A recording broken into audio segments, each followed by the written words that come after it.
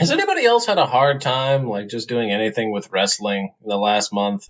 Yeah, yeah, that's kind of It's where, been because like I have shit. I have all the time. I have all the time in the world. I could watch all of Jushin Liger's like match history, and I feel nothing. It's honestly, it's making me sad. That's how I was like the year after I quit wrestling training, because like and it was until we started this show that I was not it like that was the year fucking Omega Okada 1 happened and I could give less of a shit. That's how grim of a situation we are in right now. I thought we were already recording when Omega Okada 1 happened. No, we weren't. It was the year before. It was Okada Omega 2, I think we were recording for. Oh, that's right, because we started in 2017. Yes, we started right after Omega Okada 2. Yeah, happy anniversary!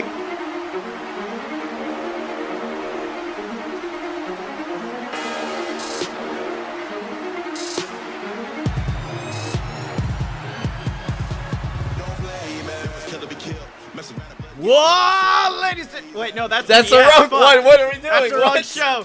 Oh, No. fuck. Welcome to Fight Boys, ladies and gentlemen. It's a show about... Fuck. I was about to say theme park design. That's technically possible. Welcome to Five Boys. It's the maybe weekly show about professional and not so professional wrestling. I am your host, the takeover artist, the Dylan. I am just an annoyance at this point. It's me, Blake Tanner, and sitting in this corner, the most broken man in America. Welcome to Me Again, a self-help podcast about helping yourself. What do I do? Help!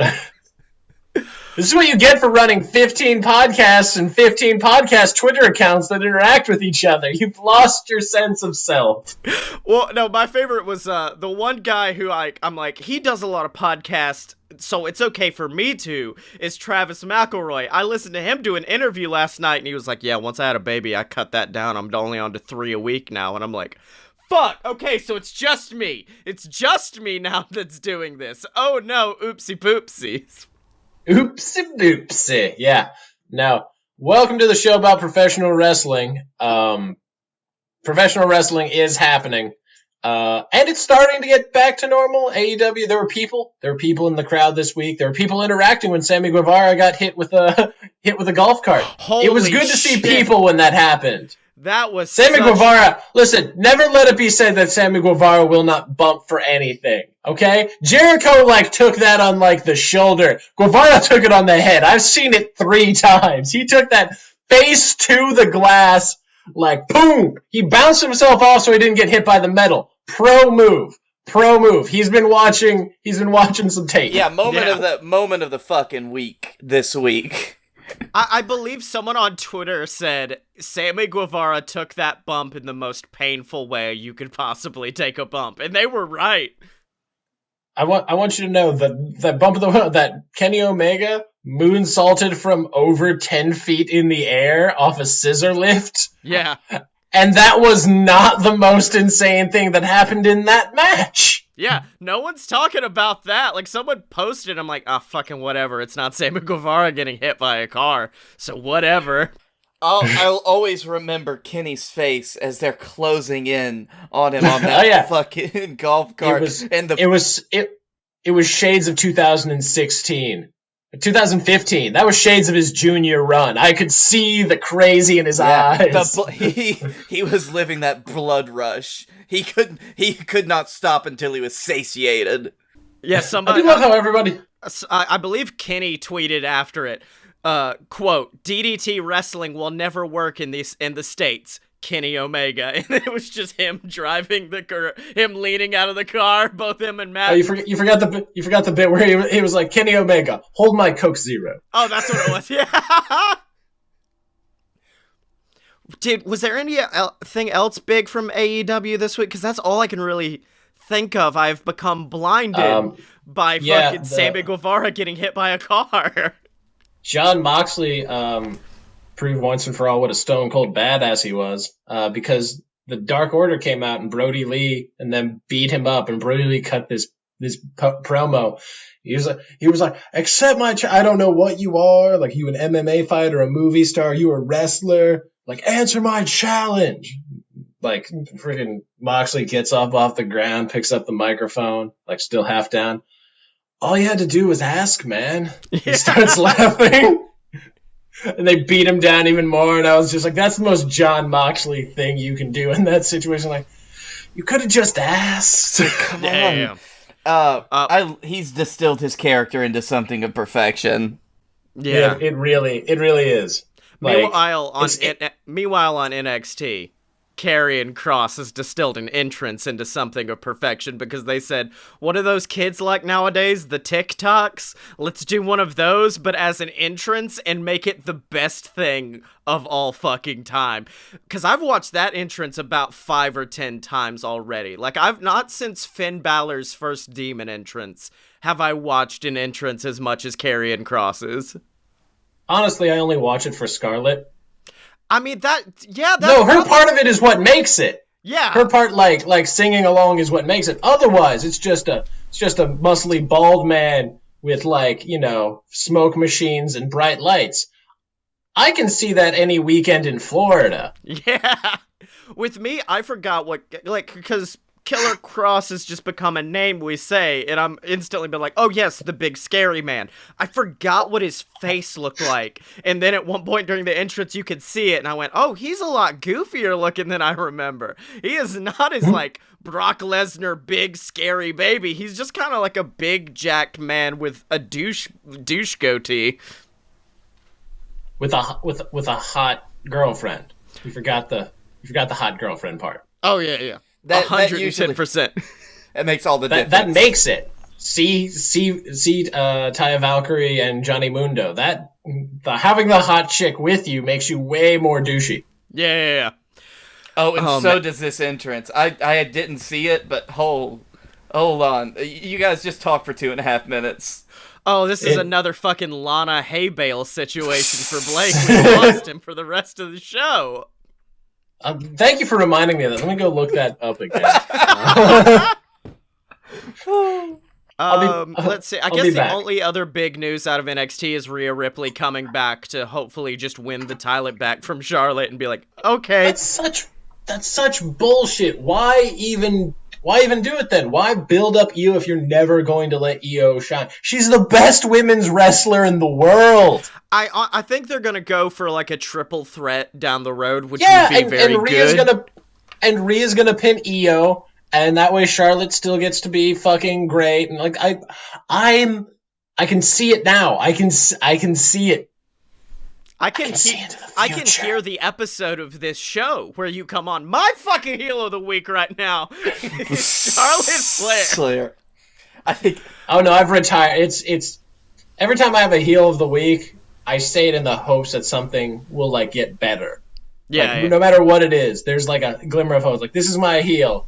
Like, man, I hope. Like, even with WWE, I was like, maybe there's a chance. I've given up on Charlotte's booking. I gave up on that after the triple threat at Mania, where she became the first women's champion. I gave up then. Yeah, I do like. Apparently, Charlotte tweeted out something like, "I'm gonna have this belt until I get bored and I give it back to Hunter and I leave," which sounds accurate, but what I love was Rhea in the comments went, number 1, it's a fucking title, number 2, you're a spoiled brat, and I went, she's over with me once again, I'm so happy. I love how you started that tweet and you're like, I'm gonna do her accent, and then it was gone. Well, no, because I know I would have went into, like, gruff, get me a Foster's Australian, and that's not what she sounds like at all. I mean, it kind of is. Yeah. Add a little femininity, but it's right there, dude. I constantly forget what she sounds like. Like, I was playing 2K20 because I hate myself, and she's in one of the cutscenes and talking, and I went, this is a terrible voice actress they got for Rhea. Oh no, that's just Rhea. That's just her actual voice. Oh no. Uh-oh. Yep. You'd be surprised how hard it is to try to do voice for, like, a game like that. Oh yeah. From what I hear, or even, like, one of my favorite fucking things is, it was one of the NBA 2K games a couple years back. They got actual NBA players to do their voices. It was so fucking terrible, but it was hilarious. Is it the same NBA game where Matt Walsh is in it for no apparent reason, but he's supposed to be like your fucking manager and I Matt think Walsh so. is there? Oh man, we are getting off on tangents tonight because I think we should have saved Sammy for a little bit later. It feels like we blew our load. There's really not that much else to talk. I feel like they're kind of... Here's the thing. I forgot how far away Double or Nothing is because I initially said in the little group thing we've got, they're really rushing the build. Oh wait, they've got like 3 fucking weeks. They've got plenty of time to build up Brody versus Mox. Plenty of time to build up like all this shit that's going to happen. Yeah. No, everybody's like pooping their pampers about it. Yeah, that's It well. I mean, seems. that's the thing with AEW is the fact that since we're so kind of ingrained with the WWE style of it's the end of a month. There's going to be a pay-per-view. There's going to be a pay-per-view again 2 weeks from that. Then 3 weeks from there, there's going to be SummerSlam. We're so used to that now we're like, what do you mean we have to wait 12 weeks for the next pay-per-view? No, you guys are rushing this build. AEW's like, do you know who we are? Not to mention the fact that we had to take 4 weeks off and do a completely different thing because of this virus. We had to do a different show. We had to change the main event of this pay-per-view because MJF hasn't wrestled in like 2 months. Yeah, exactly. It's like, You have any idea how much shit we just had to tear up? We haven't had to tear up this much paper since Marty's girl didn't side with us. Tony Khan has been writing all night. Yeah, Tony Khan has been writing this shit every day. Pineapple Pete's probably in the main event next week. Do you have any idea what alternate universe we're in right now? And it's been confirmed that We're in the alternate universe where somebody looked at Sugar Dunkington and was like, I can make a weirder name. Yeah. It is confirmed, by the way, that he now officially has the book. Tony does have the book for them. And, yeah, if I had to give it to anybody, I'd give it to Tony. I think he said it happened right after the first Dark Order debacle when they all came out in the main event and everyone's like, why is this happening? That's when Tony said, I'm going to try to right this ship. And then he just took the booking from them. Who had it before him? Wasn't Bucks? Before that, wasn't it Cody was singles, the Bucks managed tag, and Kenny managed the girls? Wasn't that it? I think Kenny still manages the girls. Yeah, I could see I that. think basically they took it from Cody. I'm pretty sure they just took it from Cody. The tag team stuff was never bad. He might have it from that and be asking for the input from the Bucks. But there's no way he's looking at Kenny being like, I know how to book women better than you who actually wrestled alongside women for a sizable portion of your career. Yeah. I imagine him just like grabbing the books out of each one of their hands. He gets down the line to Kenny and he just stops and he's like, Hold on now. No. You keep this. Yeah. No. You- I like No, that. he's like that Joshi match was one of the best matches at Double or Nothing. I can't fault you on that. Yeah. No. Here's what it was. Cody went backstage into Tony's office. Tony's like, man, they're having a lot of trouble with, they don't really like this Dark Order thing that you guys are doing. Don't worry, I'm going to do this awesome thing with the Nightmare Collective next week. Cody, give me the fucking book. Give me the book right now, Cody.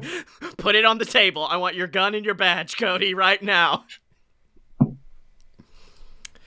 You know, you're saying do the work. There's such a thing as bad work to do. You've done too much work, Cody. You've done insane. No, but you don't understand. It builds to a great moment 5 years from now. Cody, that doesn't work. You're getting a little overworked here, brother. Long-term booking. The Librarians are AEW men's and women's champions. They rule with an iron fist in the shape of a book. And it's... Oh, shit. Now, fucking... I don't know how I wanted AJ Styles to return. I didn't want it like this. I didn't want it to be on some one-off Raw where he comes back and is like, hey, look, I know I got literally buried in the dirt to a point where you could see my hand sticking out. I was dead. But, hey, it's all cool now, baby. I'm back. I'm AJ Styles. Fuck you. He does the phenomenal one's, like, hand sign. It says, fuck you on his palms. Yep. During his stream, actually, AJ had this to say on his return. Well, I've heard people say, well, I mean, you just kind of wasted it.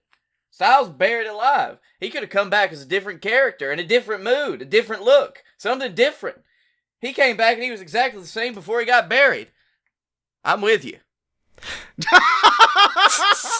Like, I don't want a full gimmick change. The most I would do is maybe like remember. Can you go back to?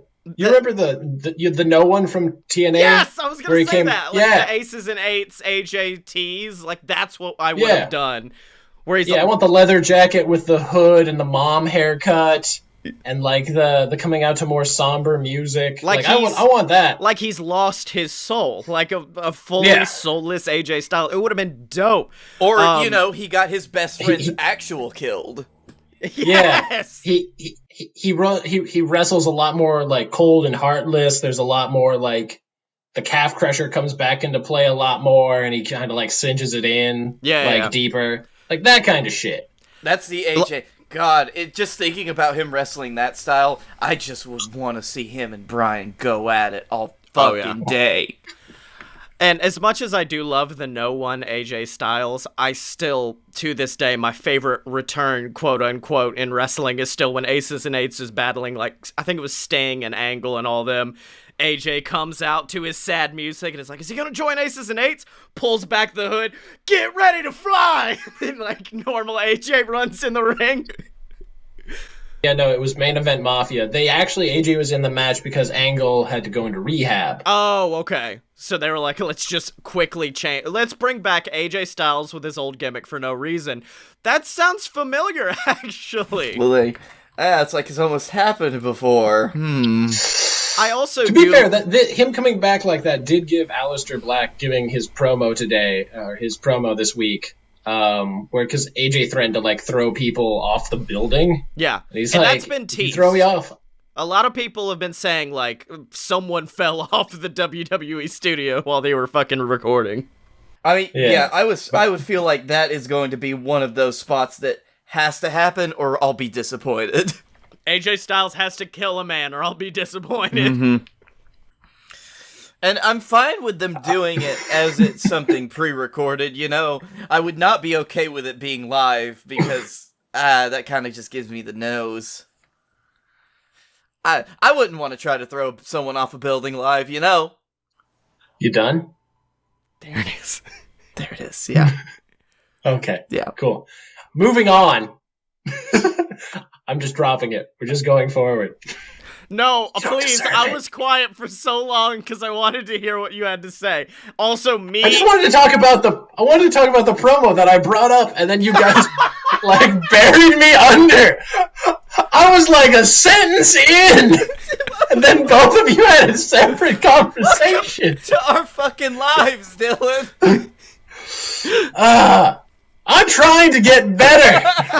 I'm trying. And apparently we're getting worse. Yeah, exactly. That's not how we fix this problem. But what I really liked about that AJ thing is it gave credence to something Aleister Black got to say in his promo. It was very good. Dylan, you were saying? No, the bit at the end where he said, if you try to do that, you better hope I die or else you'll wish you'd... it's something about how he was only buried 6 feet deep.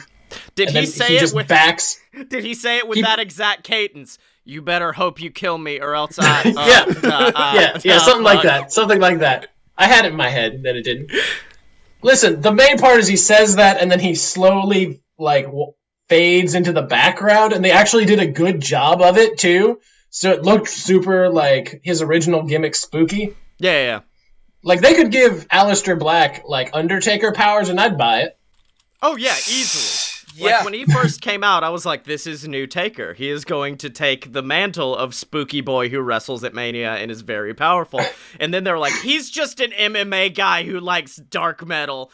No, that's not who he is at all. His entrance, they literally had him rising up like a vampire from the darkness. Like a fucking Skyrim villain popping up. Exactly. Listen. Like MMA guy that listens to dark metal is way better than like how Michael Cole almost fucked it up in the very beginning. I don't know if you remember that. I don't. What? Where he said he was moody. Yeah, Moody, Aleister Black. God. Yeah. So we got away from that, and now he's just black massing people left and right, which is fucking awesome. Yeah, it's lovely. So it's such a sweet finish. So EC3 looks terrifying now, by the way. I don't know why. It's because he has a buzz cut, which he has not had in his whole career. He's had that long hair for forever. Yeah. And, like, he has such a harsh face, so with the beard, he just looks like some kind of, like, organized crime boss. Yeah. And he keeps Like cutting promos, but for the Revolt, which leads me to be like, is he their manager now? Or, like, gonna join them or something? Which I don't know how those two worlds mesh, but okay.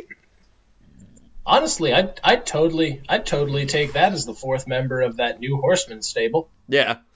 Because if it's Cody, you're gonna get real mad. Doesn't even if it makes logical sense, you're like, fuck you, no. Scotty said it. Why do you have to stick your dick in everything? Yeah. Let something good happen you're not a part of. I'm surprised you haven't tried to Superman booking take on the Dark Order alone. Yeah. But yeah, no, he'd make sense because he could be honestly out of all of them. If you put Spears there, like EC3 is the closest thing they have to a Flair. Yeah, if he goes back to full EC3 style, yeah. Yeah. But if he keeps looking like a tiny Killer Cross, it's not gonna work because that's who he looks like right now. Yeah, but once he gets back into his EC3 mojo. Oh yeah. Not his I'm gonna sip a red Solo cup in the back real sad for a few minutes, and that's all I get on Raw for 2 years. Yeah. But you just have to find a way to buy Trouble from TNA. Yeah. Oh. did he ever actually talk in After, WWE? Yes. After his main roster? No, because he was on that episode of A Moment of Bliss where Mox came out and was like, where's fucking EC1 and 2? And did like jokes like that. I don't remember if he talked during that though. I think he was quiet. He did. I don't. Nope. Yeah. He got cut off. Yep. Yeah. So no, he didn't. Jesus. His best moment, like many other people, was in the North American Championship ladder match. Oh yeah. Oh, where he was like EC3 baby, and then Adam Cole murdered everyone in the ring. Yeah. But boys, it's time to get back on our bullshit because there's a pay-per-view this weekend that needs predicting, and it's Money in the Bank, and there's only 6 matches I could find, so oopsie poopsies, this is gonna be a fun one to do. There was no news to talk about, and there's no predictions really to be made, so this is gonna be a short-ass episode. And literally the only prediction that we could ever have any fun with, y'all predicted earlier in our chat when I couldn't type back. Welcome to Typing Back, the mini rant from Blake Tanner on Fight Boys. So just say we do it on the show, we keep it on the show, and everybody gets. You know what? I won last year, and y'all are keeping it away from me because this bullshit. We're working fast. Dude, you saw one of my pick for the tag match. Don't act like I'm trying to keep anything away from you. Oh my god. Okay, hold on. No, fuck it. We gotta get into this. So, fatal 4-way match for the tag titles. The New Day versus Lucha House Party versus Miz and... Is it Miz and Morrison or is it the Usos? Well, one of the Usos is out for 6 to 8 months, so guess. Okay, Miz and Morrison versus Forgotten Sons. I have Forgotten Sons. Blake has New Day. Dylan, go on. Hold on, yeah. Listen. So hear me out. Okay. You sound like the drunk friend at the end of a party who's like, hold on, listen. No, listen. You don't understand. No, listen. WWE has this great habit where they'll have a bunch of people beat the tag champs to get into a match. And then they'll have one team that looks like they're going to do it. The Forgotten Sons look like they're going to win this match. Therefore, Lucha House Party is totally winning this match. That's so good. There's no reason not to give them the belts. I'm tempted to give Dylan the entire win for next year if he gets it right. I really am. You could be betting. I mean, if he gets this one, that's 5 points easy, right? Yeah, okay, that's what it is. If Lucha House Party wins, Dylan gets 5 bonus points. Why do you guys not believe in good lucha? It's not that I don't believe in it, it's that I know Vince doesn't. Yeah. No, never mind. Matt, I guess we can skip McIntyre, Rollins, and Bailey Tamina because we all just were like, champs keeping it. It's okay. Oh, yeah. I could honestly see them doing Tamina over Bailey, but not enough to actually pick it. Yeah, that's kind of where I'm at. I was at the exact same place of maybe, but not really. And then I'm like, they're not going to give Seth the title right now. Like, that it's not there. And with the other one, it gets to the point where it's like, if they do this, it's just gonna... sometimes you really do, like, have this perfect merger of, there's no way they're gonna do that, really, and it doesn't make any sense. And when both of those come together, you get both of these matches. Yes. To be fair, have you seen Tamina's, like, tweets where she, like, shows she has a personality? Yeah. No, she's been on Twitter doing more character work in like this month than she got her entire run. To be fair, so is Carmella. Carmella is killing it right now, like on Instagram, just doing TikToks of other wrestlers. You know, we could start having to base our predictions off of who is the most active on social media before a match. By that logic, well, no, because Chuck isn't that, like, there that frequently, but when he is, he hits hard, so I would say Chuck Taylor wins. Chuck is the Brock Lesnar of social media. He goes away, but when he comes back, it's with a vengeance. Yep. And he's always the man to beat, but he's never there to beat him. Strowman versus Wyatt, and I want your predictions to be right, but I'm saying Strowman for no reason. I have no reason to back it up other than maybe, and this is my big maybe, Wyatt demons all over him, beats him to hell. Strowman's about to get a comeback, gets cracked over the head by the Money in the Bank winner, and gets cashed in on. Immediate changing of the title. That's my logic right there. So I'm saying Strowman wins, then a cash in. Yeah, no. Because I know their original plan was Goldberg into Reigns. Reigns probably takes down The Fiend because, you know. Yeah, that's what he does. Honestly, at this point in his life, I wouldn't even mind it. I'd be like, no, he's earned it at this point. We gave him shit for like 5 years. He's still there, honestly, at this point. Yeah. More power to him. You beat the IWC and cancer, you deserve the belt. Just take it. Just take it. You get your run. You get your run. I hope it lasts. I hope you have an Okada-esque run of just making people look great. You deserve it. But since they didn't get that, and since, good old Joe's not coming back in the foreseeable future, because, giving cancer makes you very autoimmunity deficient, they had to go with Strowman, because The Fiend was already booked. So this is as textbook transitional champion as you can physically get. Yeah. So... And after the Firefly Funhouse match, which is so acclaimed, there's no reason to not put your belt on the most notable person on SmackDown. Right. Yeah. Like, so, if Strowman somehow, some way wins this match, fine. I have no idea what you gain. I have no idea who takes the... Honestly, we should have another prediction at the end of this, because NXT happened and Cole still has the belt, and at this point, I don't know who the fuck takes it off of him anymore. But that's... It's getting into Baszler situation. It's a Baszler territory right now. Baszler, there were several people where I was like, maybe this happens, there's a triple threat, you can, somebody else in there. Unless Dexter Lumis comes out and literally murders Cole, we have a second BTE situation. I don't see him dropping the belt. Yeah. I would like to see that. I have just realized an error in my plan. And it is the fact that the person I picked to win Money in the Bank is on Raw, which means they wouldn't cash in on Strowman. Yeah, they would.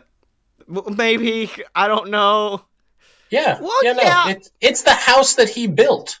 Okay, hold on. Let's just skip ahead. Money in the Bank predictions. Mine is AJ Styles. Okay, yeah, I like that. AJ cashes in, says, I'm returning to the house that AJ Styles built with the championship. Yes, I like it. That does. You know what? I'm gonna change my prediction to a cash-in. I just want to see it Yeah. because I feel like they can really only do one briefcase holder per year, even though they've got 2 briefcases. Because I don't think that they have enough cognizance to book it really well. See, I have Aleister Black, but I have Black going for McIntyre, but I have it in like the old, like in a repeat of RVD, where it like Black isn't going to cash in on somebody, he's going to like look McIntyre in the eyes and be like just set the briefcase down, then just name the pay-per-view, and then just leave. Like, Yeah. which is way better. Like we've had a million cash-ins the night of, like out of nowhere. Like I want one person to use it for what like that it was originally intended for, but as like I'm at the front of the line now. No. Mm-hmm. I am calling my shot. See you there, dickwad. It has turned into, like, the cash-in, it has just turned into, when can we make it a surprise? What's gonna be the surprise? What's it gonna look like? And they never do anything else with it anymore. Like, they never do anybody cashing in beforehand or anything like that. And Scotty, I know you spent the last 5 minutes trying to find out when 2 Money in the Bank briefcase holders have been booked together. I'm just saying, I don't remember it, so it doesn't matter. No. I was trying to I feel like, didn't Corbs announce it? Because I remember Cena announced his, and that was a big one. No, because Corbin tried to do it out of nowhere, and then somebody interfered, and then he got pinned. Because it was against Cena. That's right. Who Yep. won? Cena's done it Who twice. won the women's Money in the Bank last year? I can't remember. Was it? It wasn't Alexa, because Alexa was the year before, and that's when she cashed in on Nia. Oh, Bailey. Bailey, that's right. Okay. One of these gotta hold it for a while, because it's been a while since we've had somebody hold it for. Because Bailey only had it till like SummerSlam, I think, and Brock only had it till fucking Brock announced it. Brock announced his. He did. Did he? Didn't he? Why wouldn't he? It's Brock. Brock does not need the element of surprise. No. Brock said, I will do it anytime, any place. Like, it's up to me. Oh, okay. And then he just showed up one day and, like, did it. It's time. Let's go. Oh, by the way, for the men's match, I did pick Daniel Bryan because I bought his shirt. And it felt really good on Blake's nipples. So he's very impressed. It does caress the nips in a nice way. Do you like that picture I found of Daniel Bryan made out of angry trees? That was really That's good. really fucking good. Also, FMA is in our chat doing his thing, which is just sending us a shit ton of articles, and he found the one article that perfectly is like the Venn diagram of Scotty Moore, and it is about the fact that the next episode of DuckTales is going to be centered around wrestling. So next week's episode is going to be entirely me talking about this good episode of DuckTales. All right, I mean, that'll give us more to talk about. Yep, and then... I really feel like FMA is like Jamie on Joe Rogan's. FMA, can you look that up? for me? FMA, you got this? Pull that up. FMA, did Brock Lesnar cash in? Did he announce it? Please let us know. Hit me up. You guys ever do New Japan? And no, he would abbreviate. You guys ever try NJPW? It's that good shit. And now finally, who is going to be winning the women's Money in the Bank briefcase? And I'll be honest, all three of us, like, all three of our picks were the three that I was staring at going, I got no fucking clue. It could be any one of these three. Yep. Wait, which one did Blake pick? Oscar! Because y'all picked the other two that I was thinking about picking. So, it was the same for me. It was down to these three. So, I think we got a good spread. Yeah. I had Nia, because I think Nia... I like how we took 3 heels. Oh yeah, we're like, there ain't no baby face. Carmella's not getting this one again. She's not. But there's no James Ellsworth to throw the briefcase to her. But I had Nia, Dylan had Shayna, and Shayna's honestly a pretty good pick. I just don't... To me, the Money in the Bank briefcase seems like a punching up kind of thing. Like, you need someone who's lower on the totem. That's why it was so weird for fucking Brock to have it. Because I'm like, he doesn't need it. Exactly. They don't. So that's where I'm like, Shayna.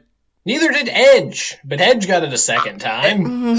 Let's not forget the fact that Brock was never in that match. He just climbed the ladder, took the briefcase, and he kept it because nobody wanted to tell him he couldn't. Yeah. He didn't even know the terms. Yeah. What was that episode where He almost beat up Paul he was Heyman. just like, what do you mean I can cash in whenever I want? For an entire fucking year? Fuck this, I'm out. Hey, Bye. hold on. Why didn't you tell me? You didn't know? How did you not know? Wait a fucking minute here. This isn't a boombox. I hip hop dance my way all the way down here, hearing it's tricky. Where is that coming from? Yeah. I have a tumor? Jesus. Now you know who I always makes me feel like hip-hop dancing? All of our patrons at patreon.com/AloadofBS. That's the website where you can go support the Fight Boys and get access to exclusive content like Wrestling History X, the show where we take deep dives into the history of some of our favorite moments in professional wrestling, whether that be Kenny Omega's debut in New Japan Wrestling or CM Punk and the epic summer of Punk after the pipe bomb. You can get it at patreon.com/AloadofBS, and you get shouted out on the show of your choice every single week like the Patreon saint. He has returned, that son of a bitch, Ghazi. And if you want to get shouted out like him, please, we don't want to say his name anymore, go to patreon.com/AloadofBS. So, we talked about it last week. Are we gonna just start Gallows Watch and see what we can get?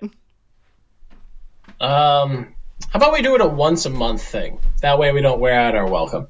Okay. I'm down with that. All right, let me pull it up. Yo, at Luke Gallows. I did message him earlier today because he was promoting his Patreon, and he goes, and I said, there's nowhere on this website where I could submit a Dirty 30 and some Natty Light. This is bullshit. That's also what I should use my High Spots thing for. Wake up, it's time to die with 6 Ferguson. Yep. Yo, Big LG. You're the fucking master, Shakespeare. Right on. I didn't even want to do that this week. I wanted to tweet Chris Hero. Oh, okay. Well, you said once a month, and I'm like, well, we haven't used our one. I forgot it was a new month. Oh. Okay, we'll do Hero. That's legitimately what happened. I forgot what week it was. Okay, yo, Chris Hero. I don't know. Just blow smoke up his ass. Tell him how great he is. He is. I don't. I'm actually just gonna say, yo, Chris Hero, Wu-Tang, and then a question mark, and that's it. Hashtag. You know what? We've tweeted worse things. Be sure you put hashtag Wrestling Genius.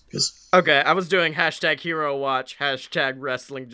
I'd love if that got us a follow. He's like, fuck yeah, Wu-Tang, I'll give him a follow for this. Hell yeah, that's awesome.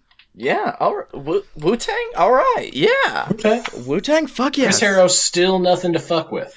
I own that shirt now. It's on the way here from Pro Wrestling Tees because I was like, that shirt's too good not to own. That's great. But for now, let's get into our heels and baby faces of the week. Let's start with the dark side, the heels, the most diabolical people in the world of pro wrestling this week.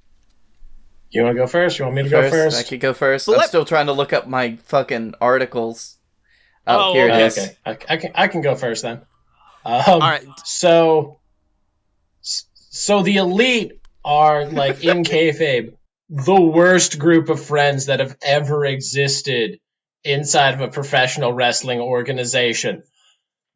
There is, I can think of no one, literally no group of 3 to 5 people that help each other less, yet somehow are branded as being a cohesive unit. Yeah. Like, Cody Rhodes is the worst friend you can have in professional life. Here's my favorite, because of course you're talking about the fact that Inner Circle ganged up and beat the shit out of Omega. 5-on-2! Nobody showed up. Not a goddamn soul. And here was my favorite part, was I went, well, Cody couldn't have helped because he was helping his wife who had a snake thrown on her by an old creepy man named Jake Roberts.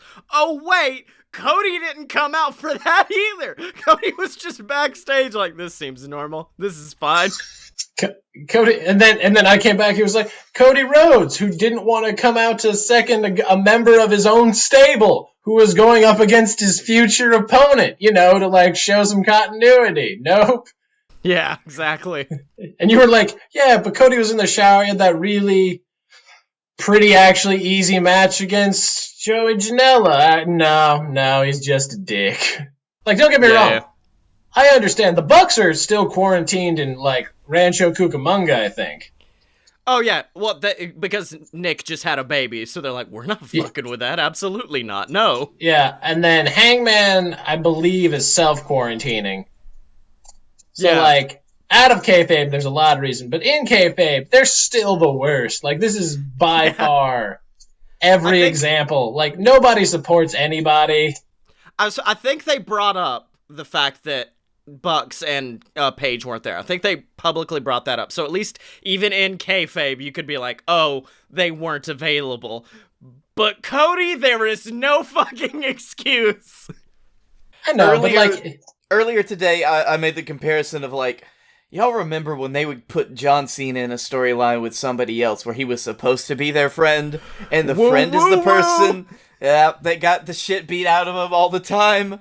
You remember when John Cena made out with his best friend's girlfriend? That was fucking amazing, right? That's cool, right? That's so cool. But yeah, no, like, nobody will come out to second Adam Page in his matches. Everybody's like, you need to get your shit together, you're drunk, and it's just like, that's not how you help anyone.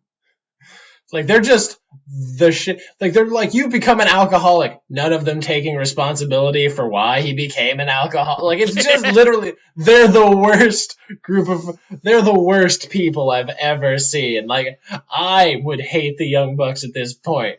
I'm waiting for Hangman to I'm hoping for a heel turn just from him. I don't want it from Cody. I want it from Hangman Page. I want Hangman Page to take a chair and just take out it'll break my heart to see him take a chair to Kenny Omega, but it would also be cathartic.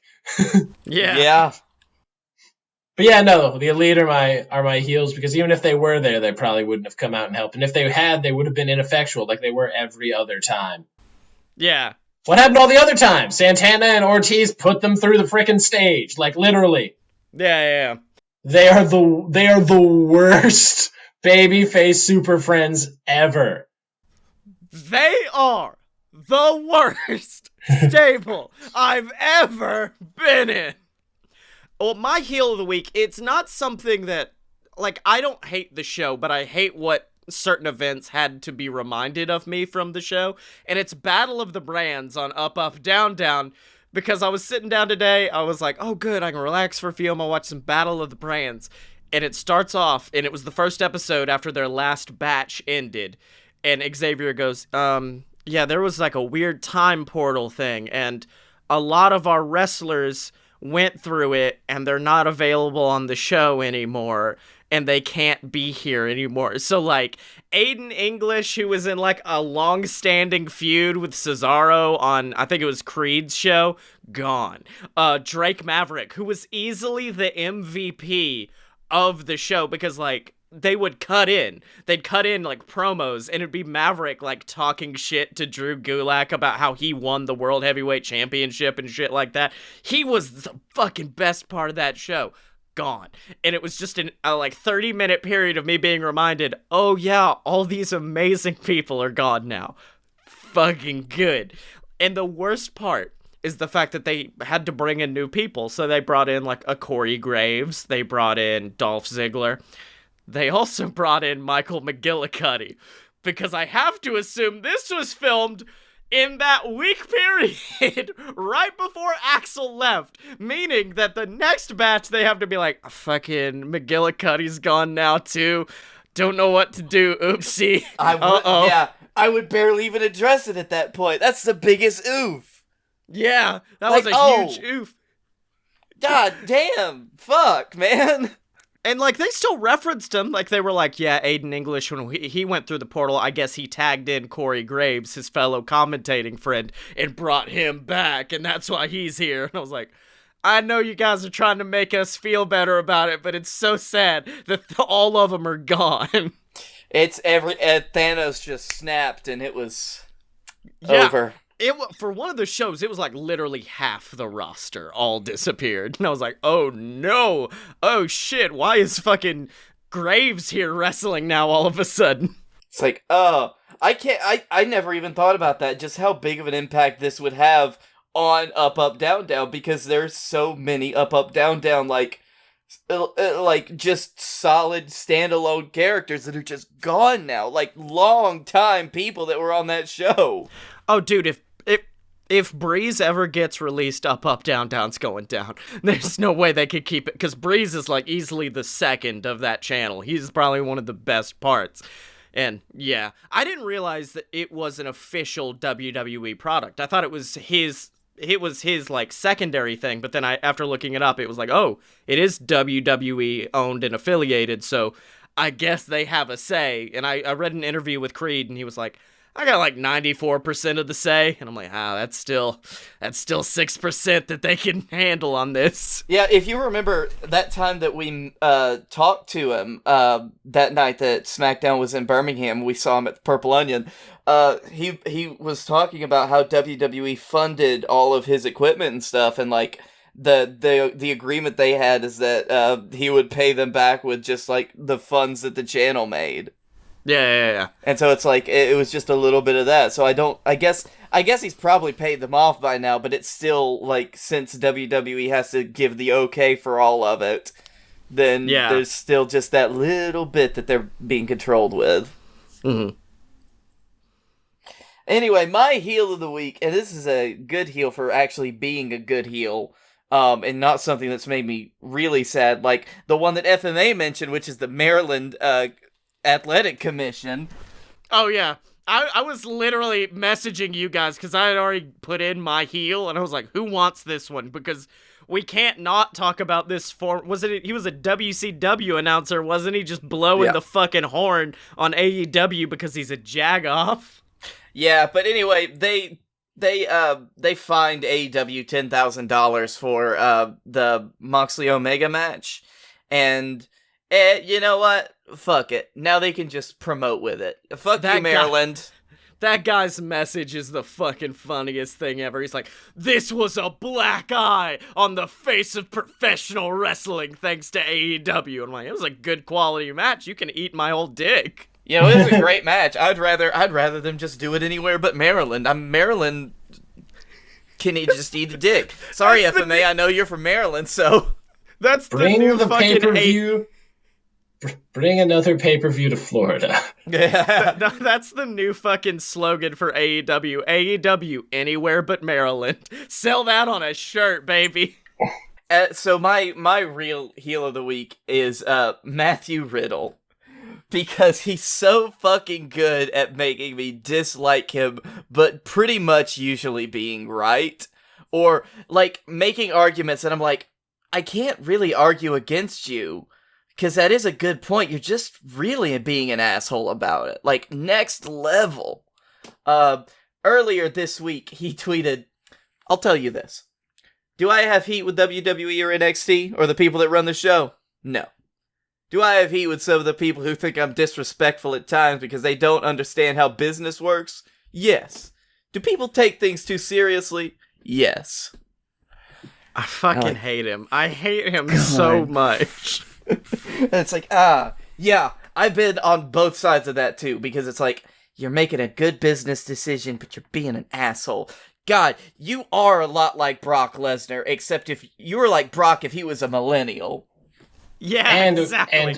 And smoked a lot of weed. A lot of weed, yeah. Lot of weed. It's like weed instead of Jimmy John sandwiches and beer. Yeah. So it's really weird.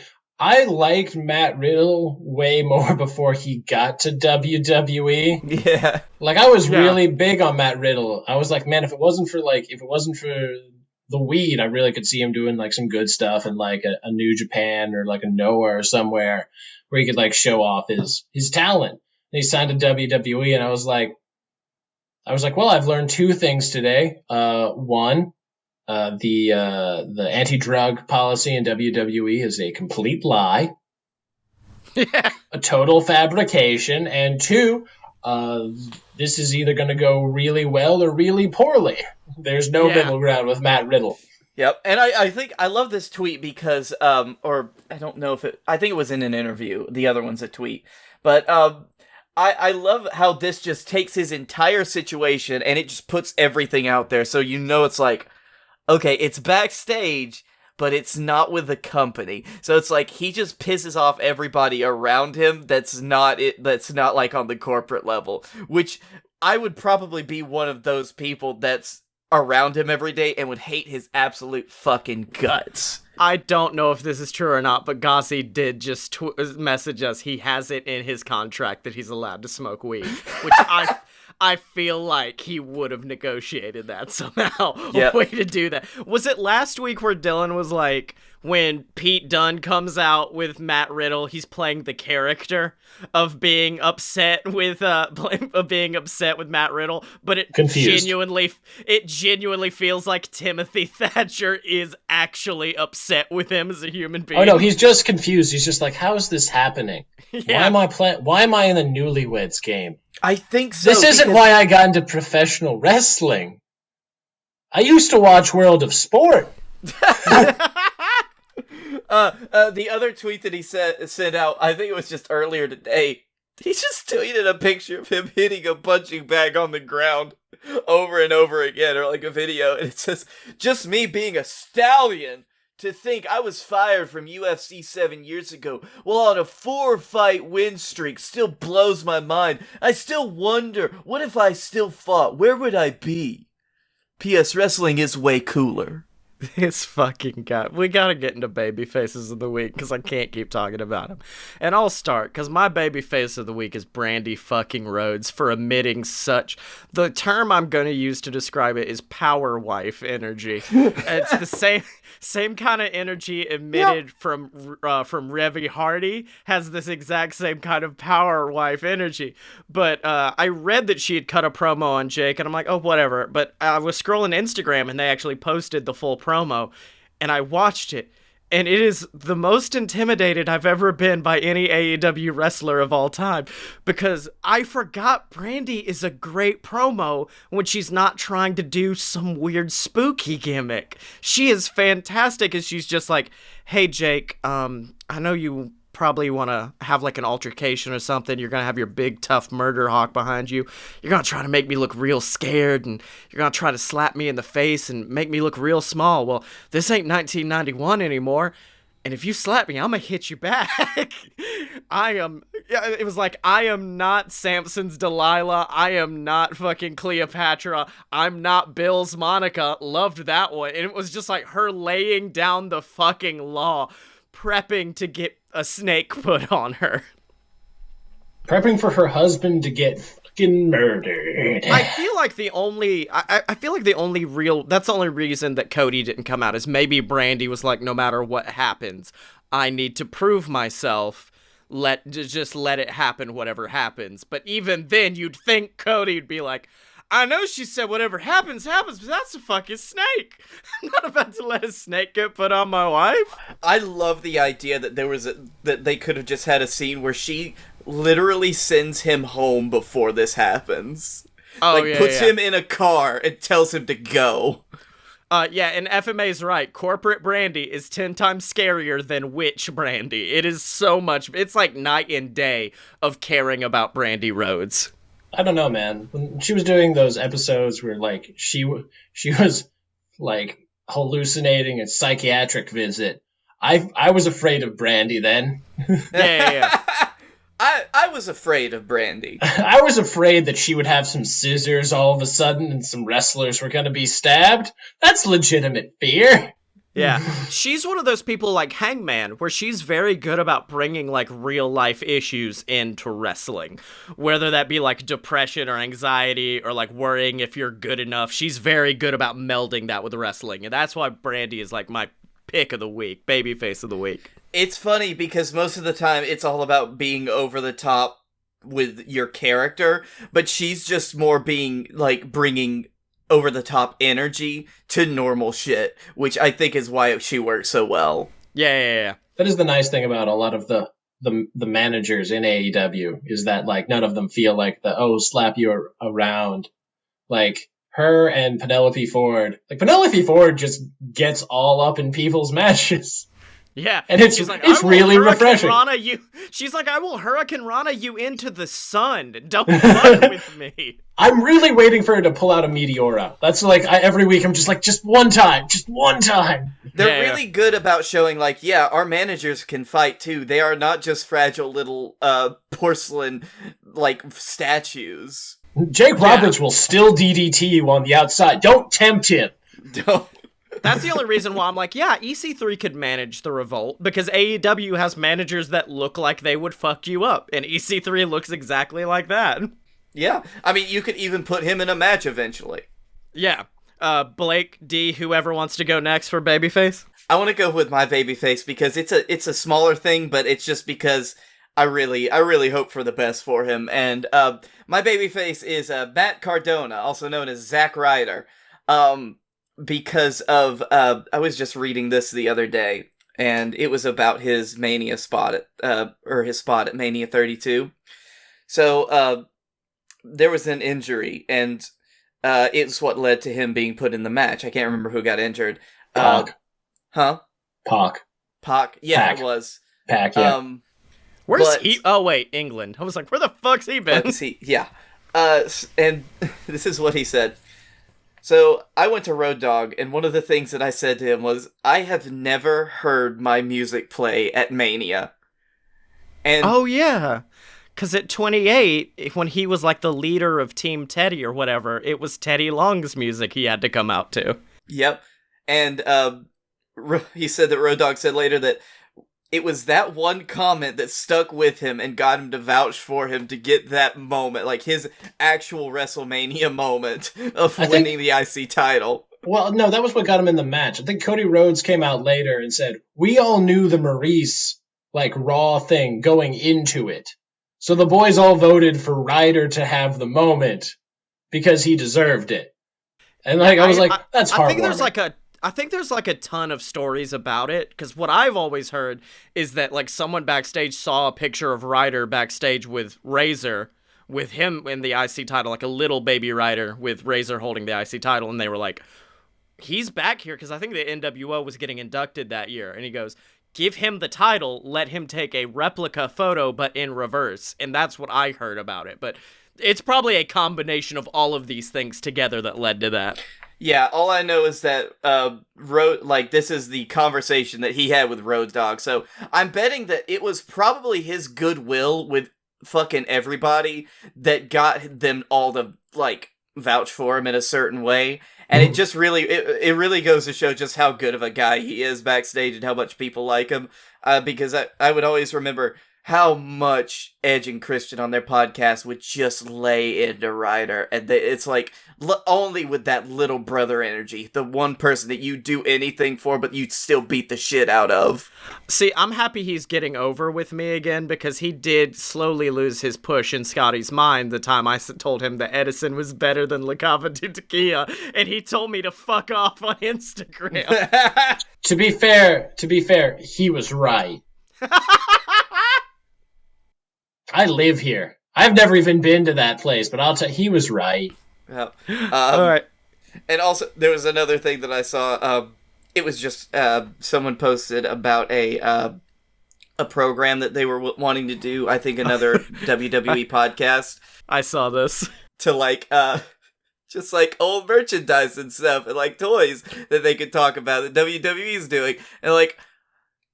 If only they had two guys who were really into that kind of thing to host that podcast. And Ryder actually put LOL when he retweeted it. Yeah, he did. Even if it was... Oh, sorry.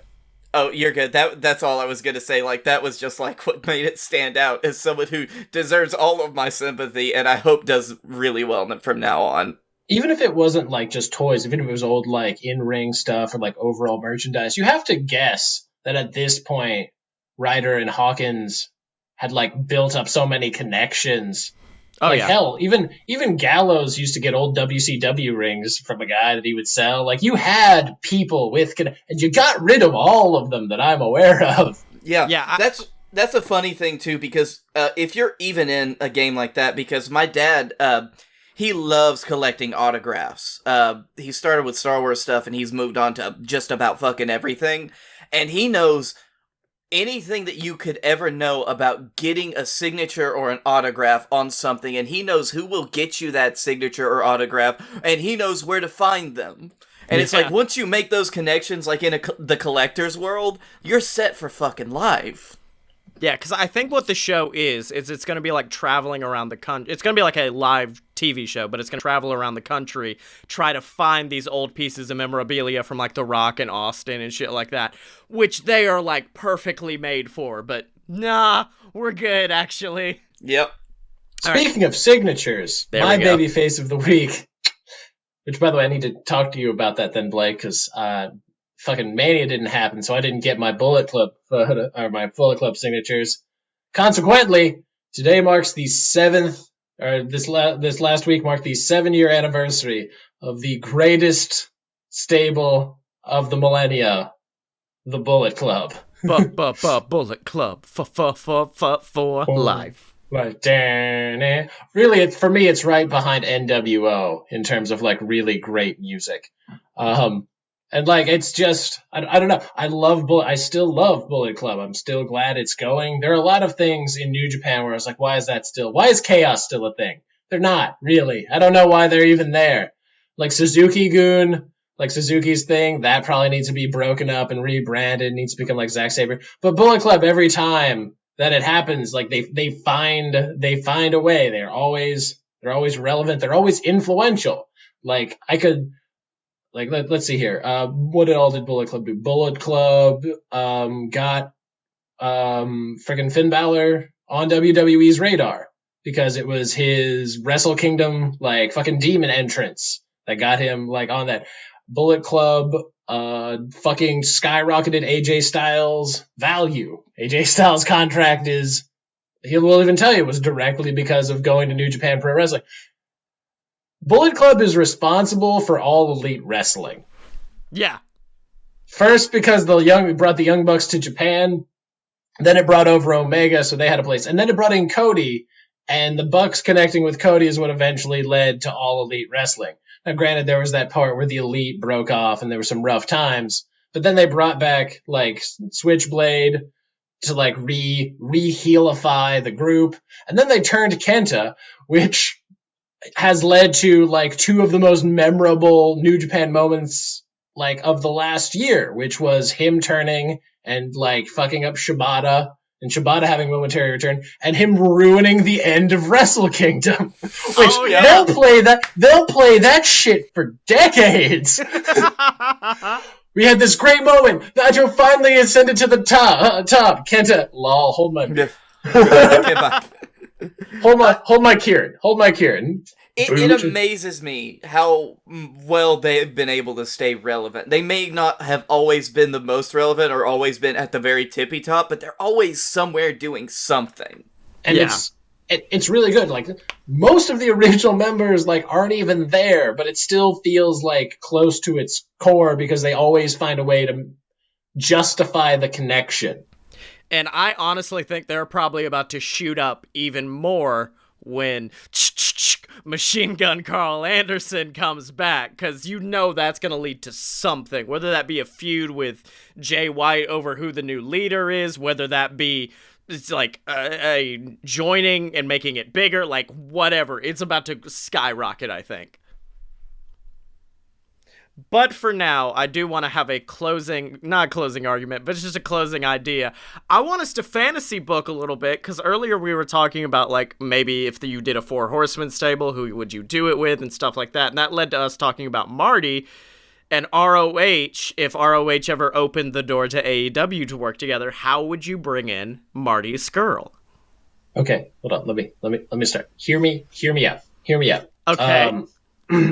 So at a certain point, like the Elite, Cody breaks off. The Elite need a fourth person. It's gonna kind of be like Matt Hardy was, where he was supposed to come in for blood and guts. Except, surprise, surprise, Marty comes in. Marty returns and everything. And then afterwards, after winning, they're giving that speech. It was like, it's so good to have our friend Marty here. And Marty's like, no, man, all my friends are dead. And he just all my friends are dead. But business is forever. And then you just bring out the Good Brothers. Holy shit! The best way to do Villain Incorporated in AEW is to bring back all of their past people they've left behind. Yeah. You know what? You got it. A ghost in a sheet walks out, pulls it off. Adam Cole. What the fuck? How do we get him? That's not real. It's impossible. And then that's when Cole pulls the mask off, and it's another Marty. Yeah, no. So my original thing was like, this is all predicated on them being tweeners, because there's way too many heel factions in AEW. There aren't enough baby faces. There's no real tweener group. You're one side or the other. So like having the three of them where like they beat the shit out of the Elite, but then maybe the next week the Inner Circle is like, you know, we can always do business, and then they freaking magic killer like Sammy Guevara. He'll sell it like death, you're fine. But like you do something like that where you have like a real tweener group where they're just like, we're not here for any of you. We're here for us. Good brother's gonna good brother, but business is like, and then like maybe you bring in some other underutilized people. Maybe you bring in like the Hybrid 2 or freaking Havoc and Jimmy Havoc and fucking Kip Sabian are teaming together. They're both up and comers. Marty's worked with probably both of them. I know he worked a lot with Jimmy in Progress. Like you could realistically build like a 5-man if you really wanted to. Yeah. And Jimmy and Kip are in that weird in between where you're like, they're heels, but they're damn entertaining heels, and I want something to cheer for them for. Like Kip had a match with Colt Cabana. Colt Cabana was almost my face of the week because he had a match with Kip on Dark. And, like, he managed to make me feel bad for Kip because midway through the match, it looked like Penelope Ford was starting to want to go with Colt Cabana. And I was like, I hope Kip kicks his ass. Fucking Cabana over here. All right, Blake, did you have a pitch? Yeah, okay, so one day, he just comes into the show. Okay, I see Blake fully Blaked it. Blake really Blaked this one. And everybody's like, holy shit, it's Marty. And it's like, yeah, but it's time to get the band back together. Yeah. Then he beats him up or something, I don't know. For me, I thought of more of an angle more than like because Dylan definitely thought of storyline, which I appreciate. For me, I was gonna do it end of Double or Nothing after Lee and Moxley fight, but I don't like that. I want to do it after Archer and Cody fight, and I want Archer to treat Cody worse than he treated Dustin. I want it to look brutal, and I want to see like Hangman and Kenny come out, and then like somebody beats the shit out of them, and then like, but you just see like two masked figures beat the shit out of them. Then you see the Bucks start coming to the ring, massive figure, double clothesline, takes them both out, grabs Nick, drags him away. You don't know where the fuck Nick is at. And so then the match ends. Cody is dripping in blood, looking down in the mat, and then up on the screen appears every single time that the Bucks, Kenny, Hangman, hell, even Dustin and QT Marshall, anytime they got beat down to shit and Cody was not there to save them, it is going to be Cody paying penance for all the times he could have been there for his friends, but he was not. And in between it, you just see this flash, all fucking someone like you see Dustin's head bleeding, and then when they powerbomb Matt through the stage, friends, and then another moment, dead, and then that's when lights shut out entirely, And I was gonna have a moment where PCO is on the top of a Tron and just throws Nick off the top of it. So you had a like that would be the dead moment. Is a legitimate. I think Nick Jackson is dead, and then Marty comes out, faces Cody in the ring, and it is a literal. All my friends are dead. You've done this to them. Why have you done this to my friends? And what leads is a Cody versus Marty storyline of Marty being like, you've never been there for your friends. You like to preach about how much you enjoy this family, about how much this is elite, about how much you are here for them, but you are never truly here for them. And I've now crossed company borders just to get with my friends, just to see them and try to help them. And it's not like for leadership of the elite or anything like that, but it is definitely I'm proving I'm a better friend than you storyline. As long as at the end of it you hear whoop whoop and then the crowd pops, that's all I need. You can't have that. That has to be in all of his shit now. Actually, no one pay for the Bloody Beetroots remix. Play that original song. Just pay the money for it. Tony Khan's got that. He spent that on caviar this week. Don't lie to me. No, it would be all my friends are dead. Whoop, whoop, and then that's when the music hits. Lights flash white. I like that idea. I think what we should do, we should add some extra layers to it, okay? So it starts out with Cody coming out saying he bought Ring of Honor. No. And this will actually be predicated on the Khans buying Ring of Honor. And then Marty comes out and he says, now hold on, that contract says Rhodes. But it says Marty Rhodes. It's like, I'm your brother, Cody. It says Rhodes, and then it's fucking Dustin. Dustin coming out. Rhodes. That's what I was gonna do. No, it's Scotty. Can you send me Blake's address? I'm gonna break quarantine to drive up there and kick his ass. It'll be nice to see you, please. I'll make more of these great ideas just so you can come visit. To fuel your rage as you drive all night. All right, what'd you boys learn this week? Oh fuck! I learned that we will overbook anything if you give us enough time. Yeah. I learned that I'm the master of underbooking, actually. He just shows up one day, baby. That's all it's gonna be. That's it. You need to have a conference with Cody Rhodes. That's what you need, Blake. And I learned he'll just end up doing it all for me, just like Scotty does now. Yeah, baby. And I learned that if WWE has a great idea for a network exclusive, they're going to fire the two perfect people for the job right before they come up with it. Where can they find you on the internet? You can find me at Blake A. Tanner on the Twitter. You can find me at the Darkroom Vidya on YouTube. And you can find me here on the BS Network and our other podcasts, A Load of BS, Deviant. Check them out. Yep, Deviant just had its season finale. It was absolutely baller, and I made Blake sing Living on a Prayer. And I hate you for it still. Friendship. Yeah, no. Go follow other professional wrestlers. I don't do anything on Twitter. Go follow I don't like need your follows. I don't need your followership. Go follow Session Moth Martina. She's fucking insane. She doesn't know how to add. Shit's crazy. Watch Jordan Devlin lose his mind trying to have a British woman answer basic math and history questions. It's the best thing ever. And watch as she gets Scott Hall kicked off of Twitter for being an asshole.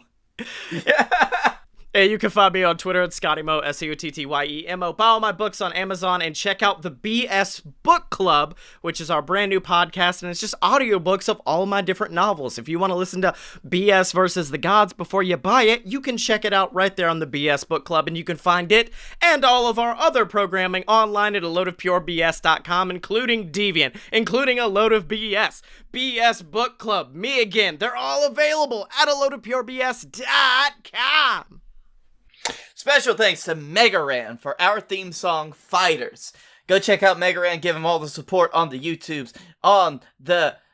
I forgot Spotify's name for a second there. That was a big woof. Buy his Spoofy. albums. just give him some love like you're giving us some love.